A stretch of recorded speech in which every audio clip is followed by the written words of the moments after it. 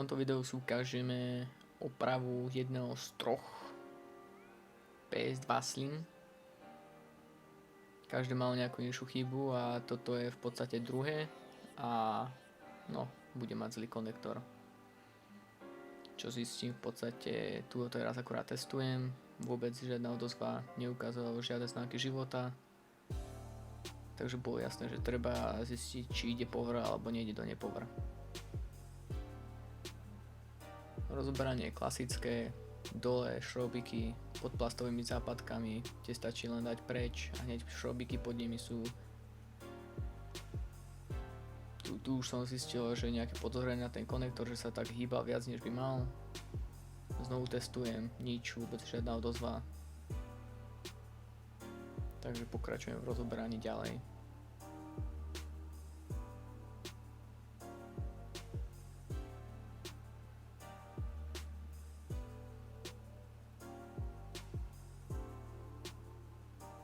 Tu som v podstate zistil, že áno, niekto tam alebo niečo, hento isto nebol od výroby, hen tak ten stredný konektor.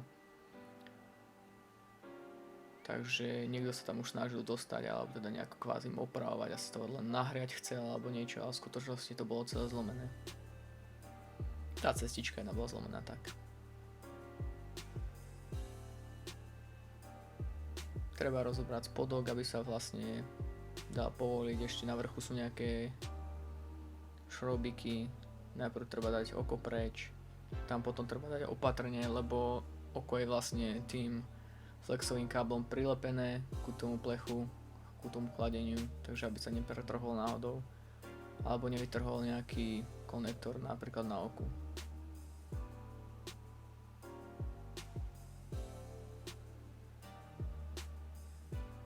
No potom tam ešte pripojená v podstate baterka a vetráčik, kde treba odpojiť.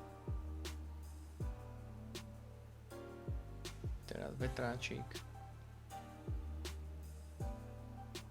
a baterka.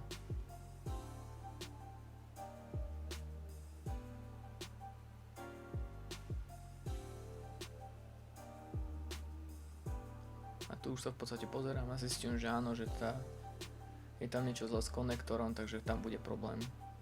Nejaká tá vizuálna obliadka všetkého. Všetko ostatné bolo OK, len ten konektor nebol dobrý. A vlastne spôsobil, že PS-ko sa nemohlo zapnúť.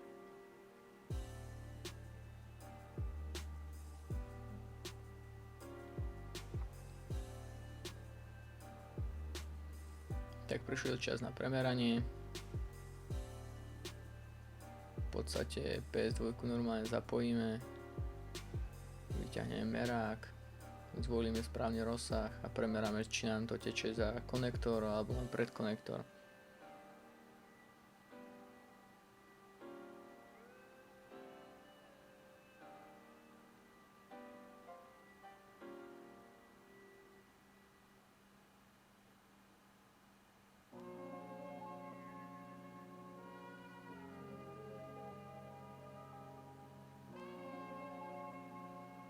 Vidíme, že keď som zatlačil, tak to reálne prešlo.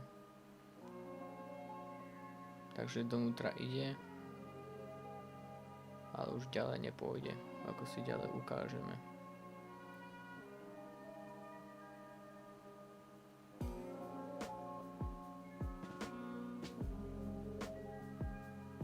Neviem, či to je dobre vidno, ale ďalej mi už nešlo v podstate. Iba keď som do určitej miery pohol s tým konektorom, pretože tá jedna cestička bola zlomená, ale však to ukážeme zase za chvíľku. Teraz v podstate len prebieha to meranie a teraz zistujem, že je tá zlomená cestička, preto sa dívam bližšie.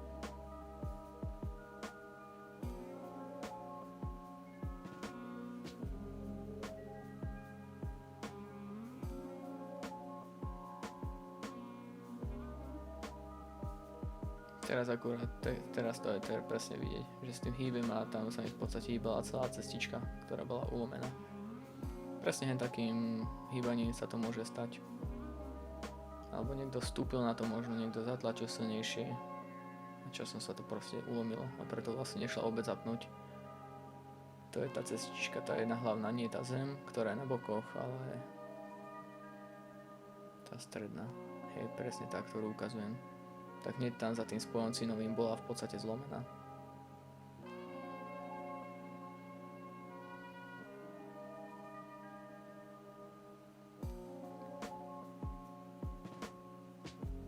Tak som si spustil pájku, trošku som prepajkoval všetky spoje.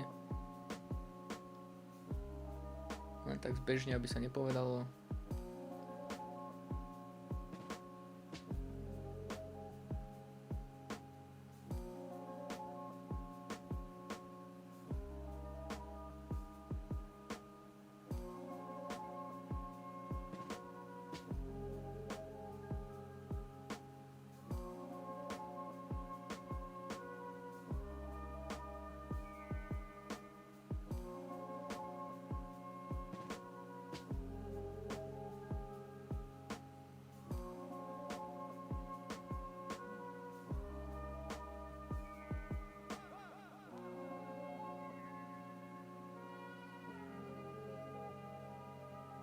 No a teraz v podstate oškrapkávam už cestičku za tým, aby som teda mohol pripajkovať ani nejaký kábel a spevnil tým a prepojil vlastne s konektorom.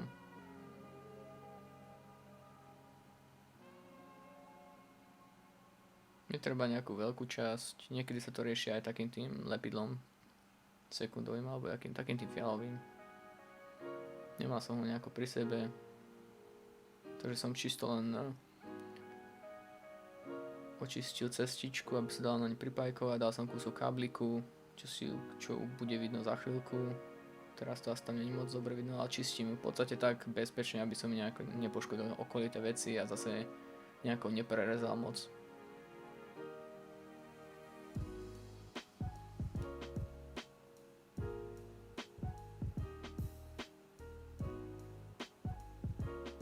Tu vlastne ukazujem, že ako som to zapajkoval. Zatiaľ to je len čisto akože odstránená tá vrchná časť tej cestičky, trošku pocinovaná. Je tam v podstate vidno, že čo som spravil.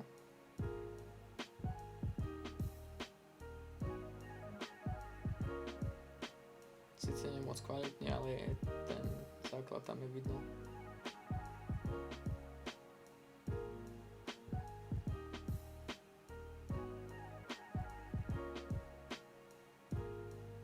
Teraz vlastne prišla tá časť, kde si beriem kus drôtiku a prepojím tie dve časti. Tu kde som odstránil tú plošku a je tam trošku cínu, tak tu som ešte podporil ďalšou cínou a vlastne prepojil tú zlomenú časť s tou druhou časťou. No a samozrejme som to zalial cínom. Nie doslova, ale dal som na viacej cínu, aby to bolo pevnejšie. Teraz to vlastne ukazujem, že áno, je tam taký väčší blob cínu, ale však to nevadí.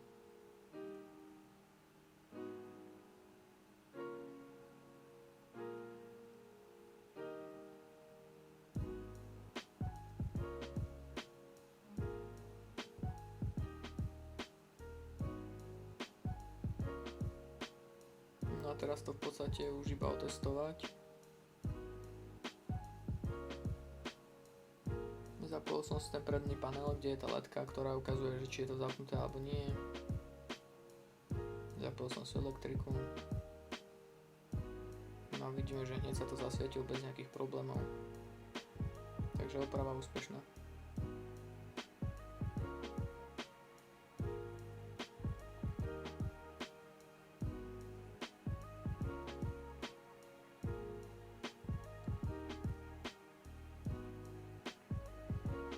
Teraz to už iba stačí zložiť. Ešte som sa rozhodol, či tam dám nové podložky, ale nedal som nakoniec, boli celkom v pohode. Všetko zo šobu a dokopy.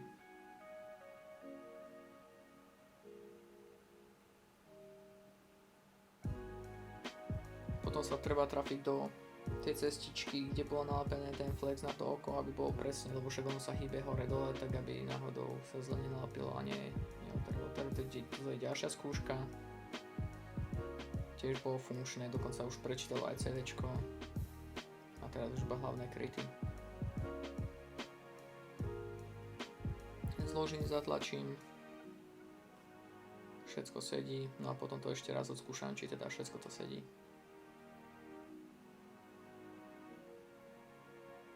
A sedí všetko bez nejakých problémov. Takže toto bola oprava PS2 konektoru napájacieho.